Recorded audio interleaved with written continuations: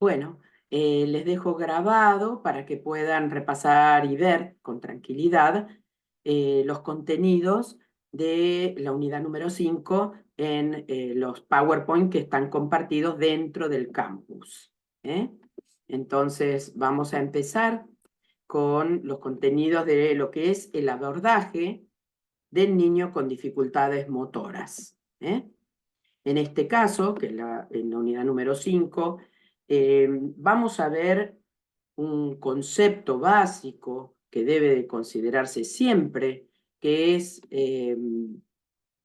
que el desarrollo psicomotor es un proceso que va en incremento de lo que son las habilidades de todo ser humano.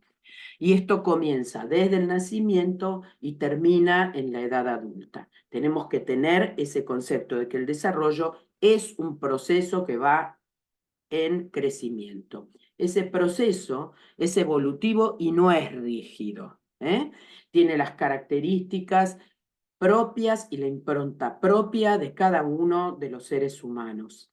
Si bien tiene una escala propia para poder ser analizado, estudiado y seguido, tiene las particularidades de cada uno de los seres humanos. Hay niños que pueden ponerse de pie sin haber gateado, hay niños que gatean y gatean de manera extraña, hay otros que no gatean y reptan, pero todos a medida que van progresando con el proceso del desarrollo psicomotor, van luego evolucionando hacia la marcha sin inconvenientes. En la actualidad, nosotros asumimos que el desarrollo es justamente el fruto de los factores ambientales y genéticos, con una mayor importancia o menor importancia según los autores que podamos utilizar para investigar. Ahora, ¿qué cosas hay que tener en cuenta? Nosotros debemos de tener en cuenta que el conocimiento de lo que es el desarrollo típico debe de ser minucioso y fundamentado para poder considerar aquello que es atípico. Y esto se logra a través de una valoración correcta de lo que es el desarrollo psicomotor. Y eso va a permitir tener un diagnóstico y un tratamiento precoz. Esto debe de incluir determinadas pautas y determinados fundamentos que se van a dar durante la atención temprana. Las características que debe de recibir es que sea individualizado, personalizado y transdisciplinario. Aquí tenemos la famosa plantilla del desarrollo psicomotor del nacimiento a los 12 meses, donde vemos cómo cada mes tiene una característica postural propia, donde el niño de acostado boca arriba con una situación de flexión corporal pasa al boca abajo, a erguir su cabeza, a rolarse y cambiar de posición, a levantar la cabeza y hacer balconeos, a comenzar sus primeras producciones, a posicionarse en cuadripedia, a mantenerse sentado del trípode a las manos libres, a iniciar la transición a la posición parada, esa posición parada con agarre, luego sin agarre, acompañada siempre, como hablábamos hoy, del desarrollo de la comunicación y la aparición de las nuevas palabras, hasta que aproximadamente a los 12 meses el niño se encuentra en situación de iniciar la marcha. Hay signos de alerta o de sospecha patológica y estos los tenemos que tener en cuenta, particularmente en los momentos trimestrales que forman este primer año de vida. Primero, la ausencia o tardanza de la sonrisa social, por eso el desarrollo es psicomotriz. Si hay pobreza en el interés, si hay desinterés hacia las actividades del entorno, si el contacto es pobre, si el seguimiento ocular es pobre o desinteresado. Eso ya son signos de alerta, que sirven ya sea para despistar patologías de origen visual como patologías de origen neurológico. ausencia de prensión voluntaria después del quinto o sexto mes, persistencia de reflejos arcaicos. Recuerden que los reflejos arcaicos tienen un periodo de utilización y luego se internalizan para desaparecer en el automatismo y dar paso a los nuevos aprendizajes. Cuando estos se mantienen en el tiempo, estamos con un signo de alerta o de sospecha de patología. La inclusión de los pulgares de manera persistente más allá del tercer mes. Asimetrías motrices, que haya más utilización o eficiencia en un costado del cuerpo que en el otro, particularmente la lateralidad dominante cuando es muy precoz, nos está hablando de que hay una diferencia de los hemicuerpos, retraso en la adquisición del paso de las manos por encima de la línea media, alteraciones en el tono, como pueden ser hipotonías troncoaxiales, que tengan niños que tienen retraso en la sedestación estable, más allá del 9º o del 10º mes, tendencia al entrecruzamiento de las extremidades inferiores o ante las maniobras de tracción o de suspensión. No debemos de confundir los signos de alerta anteriores con otros menos habituales y cuyo significado es puramente una variable de la normalidad. Por ejemplo, la pinza manual, que nosotros esperamos que sea de pulgar índice, puede aparecer con el dedo medio. El desplazamiento sentado, que es el precursor de los primeros desplazamientos, que sea sentado sobre sus nalgas, que se llama shuffling. La marcha de pie sin pasar por la etapa del gateo, la rotación persistente de la cabeza en forma de un lado y hacia el otro, también es puramente una variable de la normalidad. La marcha de puntillas, el tip-top gait, que es muy común en los niños pequeñitos, que luego cuando baja el peso hacia el talón y toda la planta del pie, recibe todo el peso gravitacional, se corrige. Y los reflejos cutáneos plantares, como es el extensor, que están siempre en los neonatos, pero el paso al flexor es inconstante. Esa persistencia de patrón extensor durante los primeros 18 meses no debe considerarse como una patología, sino a veces es un tiempo, una variable de la normalidad. Entonces, tomamos los trimestres para observar y tenemos que saber que el primer trimestre típico de un niño recién nacido sano es algo que es esperable. Vemos que su motricidad puede ser aparentemente normal, escasa o aumentada. Del mismo modo, el tono corporal muscular puede estar normal, aumentado o disminuido en este primer trimestre típico. Pero encontramos un niño posicionado donde los aumentos o las disminuciones pueden ser tanto típicas como atípicas. Ahora, ¿cuál es la bandera roja que tengo que vigilar en ese primer trimestre? Si hay asimetrías corporales, si hay amplitud o movilidad espontánea del chiquito y si persiste algún signo de disfunción asimétrico, si hay hipotonías axiales, si estas son moderadas o son severas, si están en combinación con los reflejos osteotendinosos, que estos están exaltados o ausentes, entonces ya tengo que comenzar a pensar en alteraciones de primera neurona o de segunda neurona. Si hay una impresión de contacto con el entorno que sea deficitario, sobre todo la combinación del primer trimestre, si nosotros vemos que hay ausencia de sonrisa social o escasa persecución social, ocular, estamos ante un signo de alerta.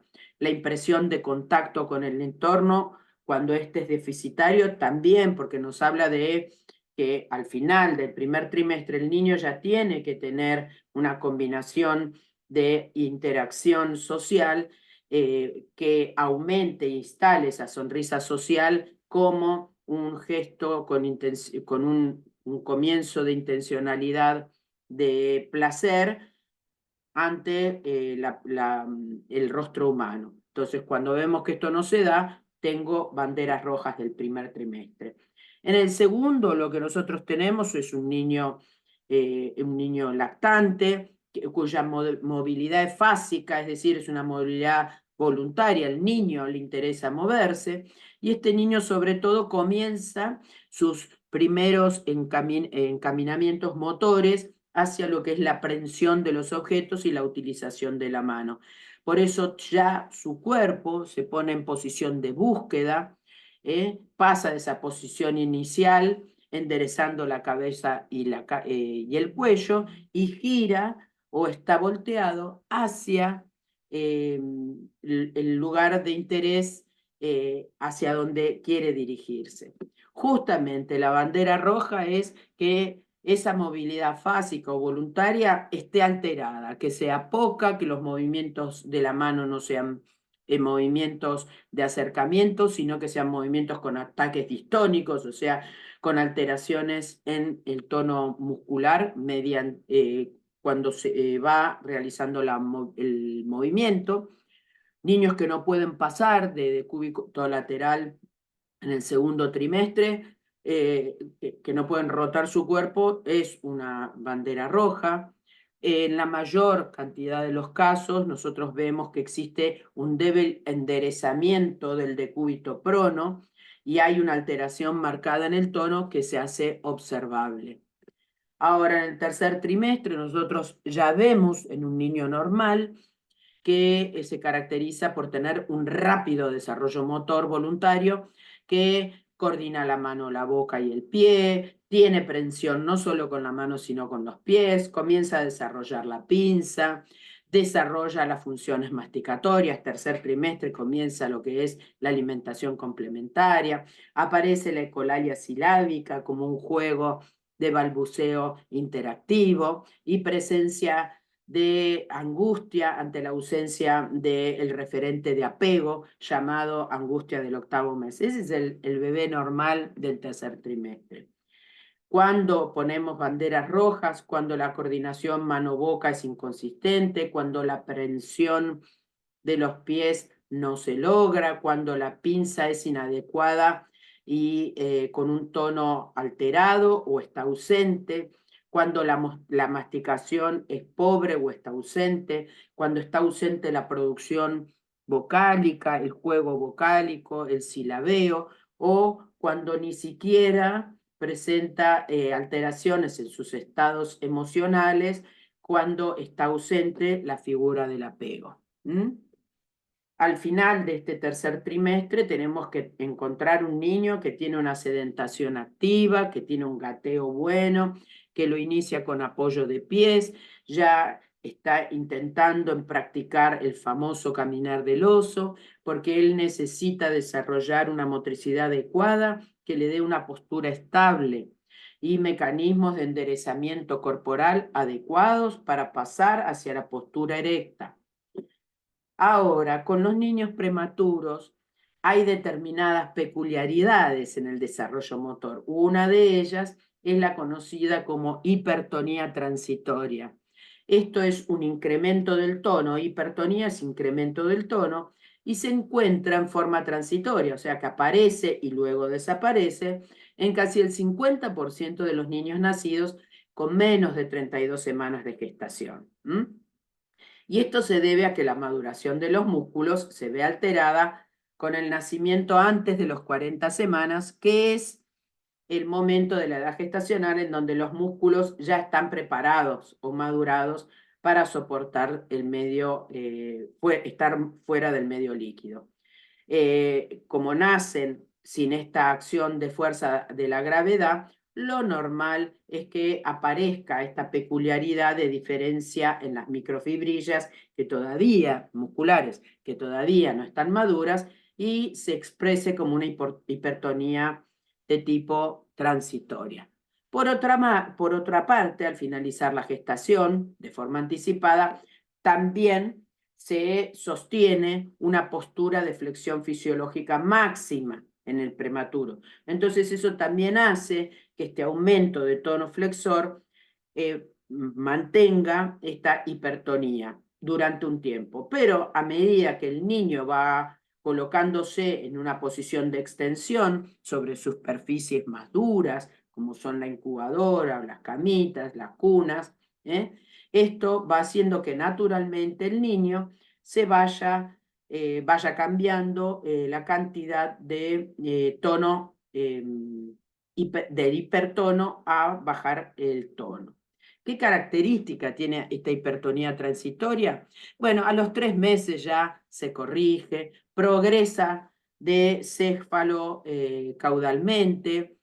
Primero se manifiesta con una retracción escapular y luego va descendiendo hasta afectar solo los miembros inferiores hasta que desaparece.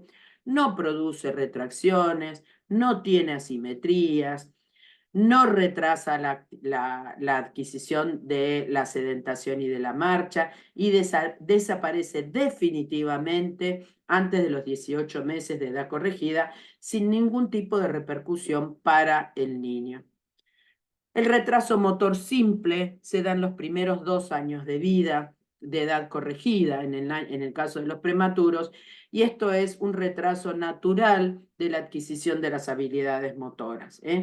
No suelen presentar hallazgos patológicos en la exploración neurológica, o acaso hay apenas una leve hipotonía que no justifica un retraso motor. Entonces ahí está la famosa llamada en rojo: el niño es prematuro y necesita su tiempo personal para madurar. Una característica de un retraso motor simple es que permite, que presenta múltiples patologías de base, pero que necesitan, que estas patologías de base necesitan ser representadas con cierta gravedad o que se manifiesta con un retraso en el crecimiento muy importante. Entonces ahí yo ya estoy pensando en que estos niños son niños que van a presentar retraso motor simple. Estos niños que han transcurrido displasias broncopulmonares presentan cuadros frecuentes de descompensación respiratoria y esto produce reiteradas internaciones, enlentecimientos en la curva del crecimiento y es muy común ver un retraso importante en el crecimiento. Pero no tienen otra patología de base que no sea esta displasia broncopulmonar. Entonces, eso debe remitirse al neurólogo para descartar de que exista otro tipo de problema en el caso de que este crecimiento se siga quedando estancado. En general, cuando el chico mejora su patología de base, en el caso respiratorio, mejora todo el aspecto motor del niño y a medida que va pasando con el tiempo, se va igualando a otros niños, por lo que debemos de ser optimistas. ¿Qué escalas de desarrollo motor se utilizan para las evaluaciones motoras? Está el Peabody, que es una escala estandarizada de administración individual en el área del desarrollo motor específicamente, y evalúa habilidades motores finas y gruesas desde el nacimiento hasta los 7 años. Otra es la escala de rendimiento motor. En este caso se aplica para prematuros y nacidos a términos hasta el 4.º mes de edad corregida o cronológica. Y también está la escala de desarrollo motor infantil de Alberta, que en este caso se trata de una escala de tipo observacional. Está dedicada a la observación del desarrollo motor grueso. Tarda entre 15 y 20 minutos en aplicarse y se utiliza para valorar niños desde el nacimiento hasta los 18 meses de edad o adquisición de la marcha independiente. Una de las características, como hoy hablé, es las alteraciones con la presencia de parálisis cerebral. En ese caso, las escalas que se utilizan, ya hablando de niños diagnosticados con parálisis cerebral, es el famoso Gross Motor. Este es un instrumento que está diseñado específicamente para evaluar los cambios en la función motora gruesa producidos a lo largo del tiempo en niños con parálisis cerebral. Es una prueba que ha sido estandarizada con niños que presentan esta patología. Es un instrumento de observación muy válido, es ampliamente fiable y sensible y se utiliza muchísimo en la práctica clínica.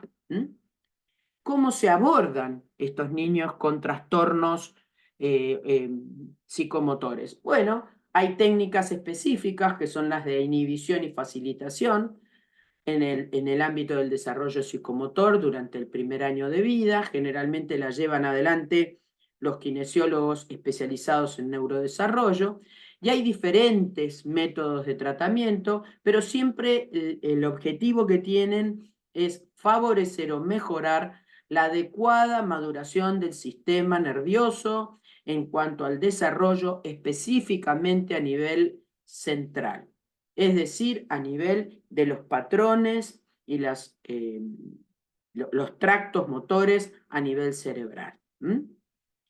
Esto no solo se aplica en los niños que tienen alteraciones a nivel motor, sino en todos los niños, incluso en aquellos sanos, principalmente que tengan algún tipo de retraso motor en los primeros 2 años de vida.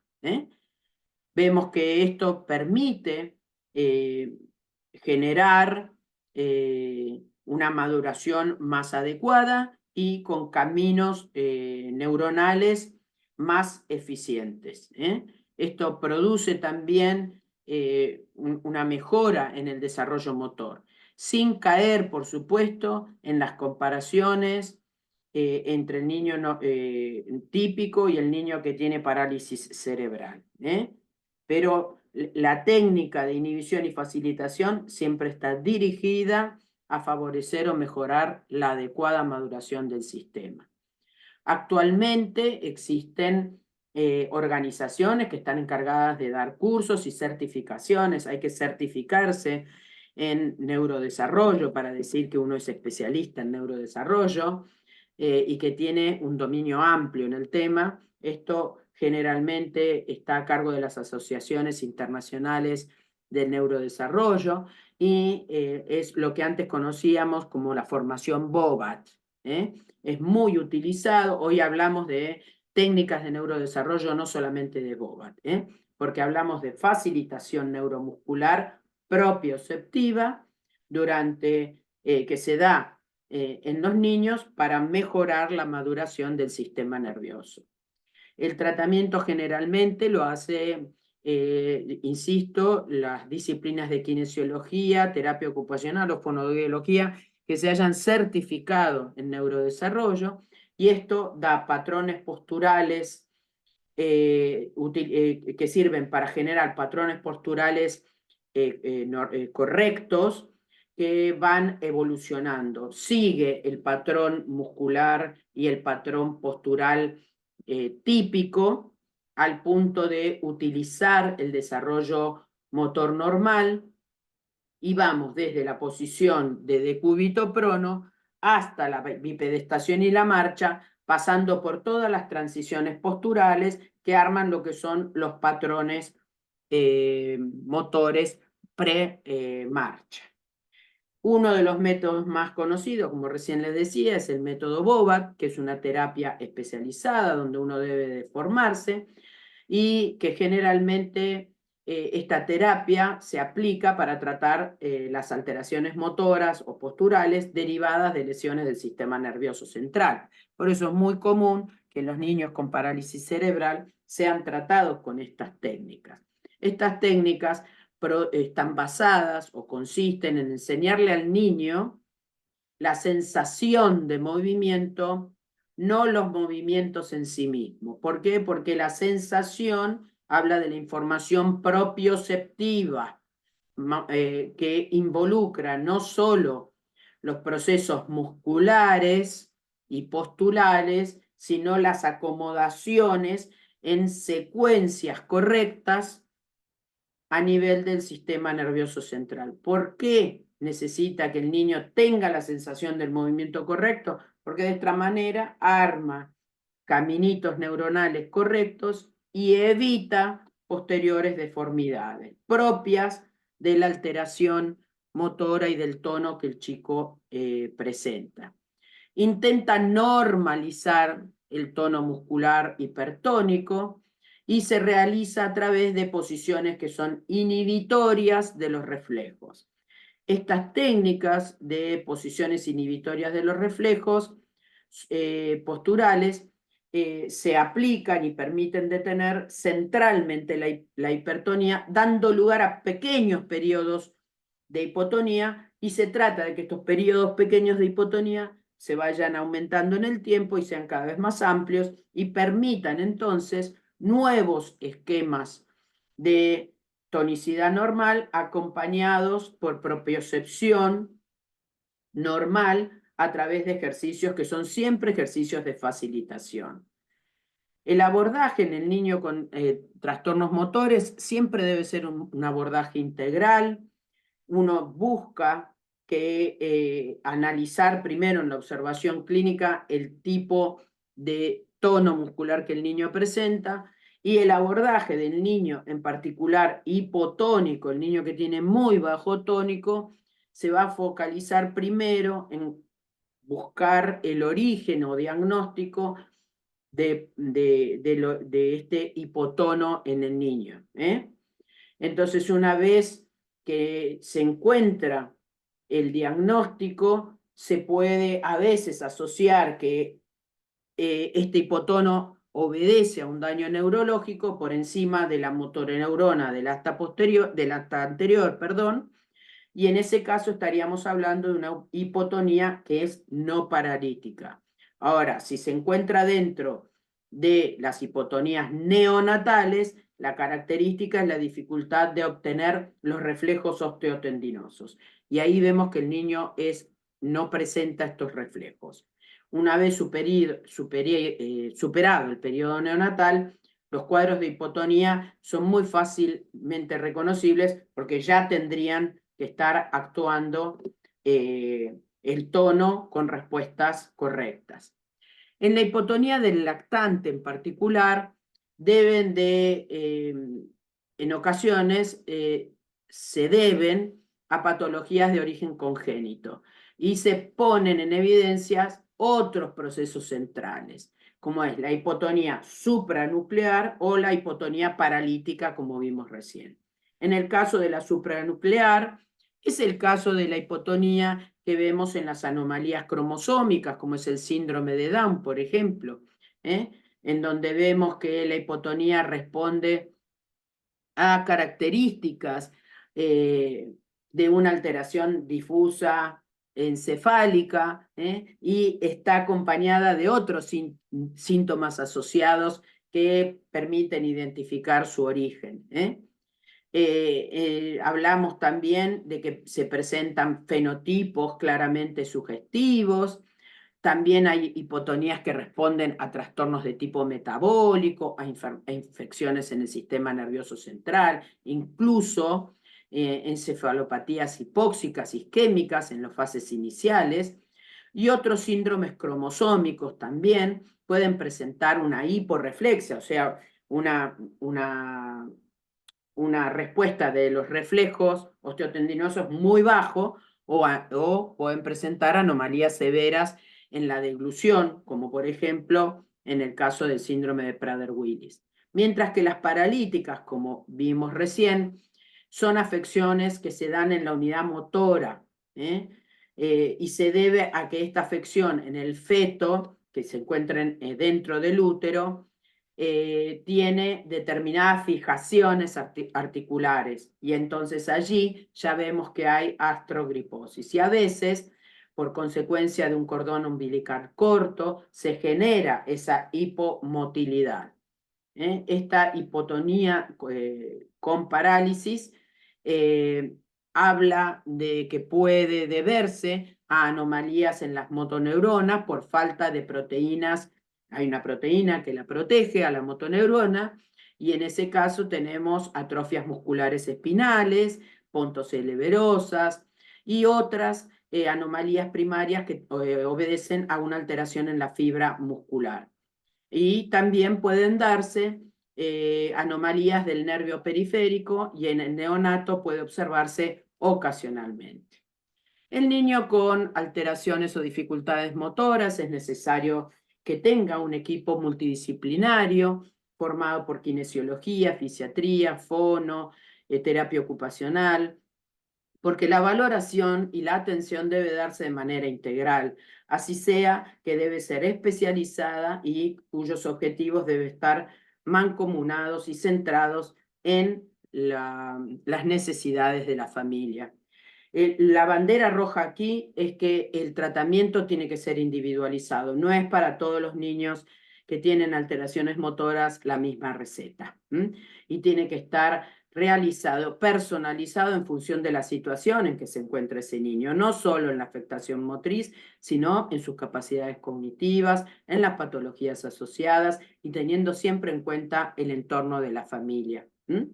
Hay muchas terapias físicas que se utilizan, desde la utilización de tratamientos farmacológicos, como es la utilización de la toxina botulínica, a la utilización de prótesis o ortesis, como son férulas seriadas, utilizaciones de inhabilitaciones, cirugías ortopédicas. Todas estas intervenciones son algo invasivas, pero están diseñadas justamente para actuar a nivel periférico, no a nivel central. Y no pretenden desarrollar o promover el desarrollo motor normal, sino desde un punto de vista central, sino desde un punto de vista periférico. Dentro de estas alteraciones motoras típicas que vemos en el neurodesarrollo atípico está la parálisis cerebral, y vemos que se manifiesta como una producción de alteraciones posturales y de integración sensorial debido a problemas en el tono muscular, el equilibrio, trastornos en la coordinación y debilidad muscular. Todo esto implica o influye sobre la funcionalidad motora del niño y la posibilidad de lograr su independencia. Siempre tenemos que pensar que las alteraciones motoras también pueden verse asociadas a las alteraciones cognitivas, al comportamiento sensorial, y pueden presentar epilepsia o problemas en la percepción. También problemas sensoriales de tipo de alteración audiovisual, tanto auditivo como visual, incontinencias urinarias, estreñimientos, y traen varias alteraciones asociadas que van de la mano con una alteración en la funcionalidad y la capacidad para realizar actividades de la vida diaria a nivel básico.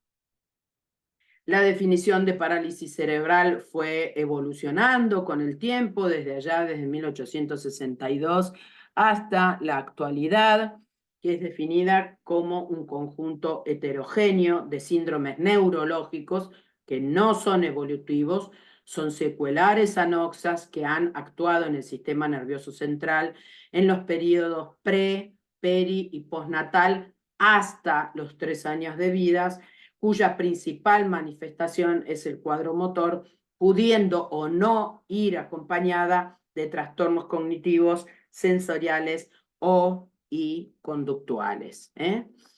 Esto vemos que hay este grupo de trastornos del movimiento y la postura, vemos que producen una limitación en la actividad y son atribuidos a una agresión que es no progresiva del sistema nervioso central en la época fetal o perinatal. Estos trastornos pueden estar acompañados, como dije, de alteraciones sensoriales, cognitivas, conductuales o incluso tener epilepsia. La prevalencia global es que aproximadamente entre 2 y 3 de cada 1000 niños nacidos van a presentar parálisis cerebral, y dentro de estos niños hay niños que poseen trastornos sensoriales. Aproximadamente el 50% de los niños con parálisis cerebral tienen problemas visuales y un 20% tienen problemas auditivos. El rendimiento cognitivo del niño con parálisis cerebral puede ser desde un rendimiento normal o entre un 50 y un 70% pueden tener un retraso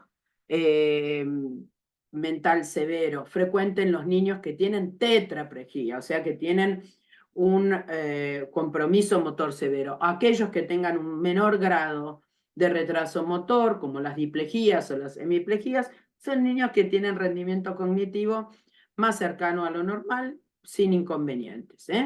Los problemas de comunicación y de lenguaje, como hablamos hoy, son los más frecuentes, y más frecuentes todavía en aquellas parálisis que son discinéticas. El caso de la epilepsia acompaña a la parálisis cerebral en los casos de las tetraplejías, en un 70%, está muy presente. Y en los chicos que son displéjicos, hemipléjicos, el riesgo de la aparición de la epilepsia es mucho menor, llegando a un 20%. ¿Qué complicaciones trae la alteración motora? Lo más frecuente es alteraciones a nivel ortopédicas, musculoesqueléticas, luxaciones de caderas, escoliosis, contracturas, pero también hay problemas digestivos, respiratorios, alteraciones bucodentales, alteraciones cutáneas, alteraciones vasculares y diferentes problemas que pueden provocar dolor y disconfort. Acá vemos el cuadro para tomar la decisión de considerar la existencia o no de una parálisis cerebral, lo que se incluye y lo que no se incluye, para poder clasificar los distintos subtipos de parálisis cerebrales. Está la parálisis cerebral espástica bilateral, la unilateral y la disquinésica, y dentro de la disquinésica, la distónica o la coreotetósica. Y también se encuentran otras que hay una hipotonía generalizada con signos de ataxia, que es la parálisis cerebral atáxica. Y con esto concluimos las alteraciones motoras a nivel de lo que es las aproximaciones y conocimiento de lo que son las alteraciones motoras en el periodo de la atención temprana. Muchas gracias.